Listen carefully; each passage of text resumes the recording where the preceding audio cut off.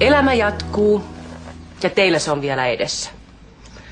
Rakkaat lapset, todella hyvää syntymäpäivää. Hyvää syntymäpäivää.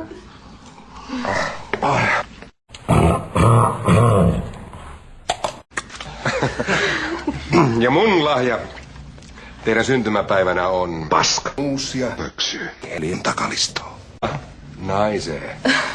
Ismo, mitä sä nyt oikein? No just nyt meillä on vähän velkoja. Heti kun helpottaa, saatte molemmat mennä seksille.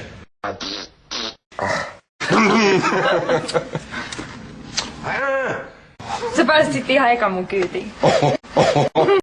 No täytyy sitten varmaan tarkistaa paskivakuutus. Hiljaa!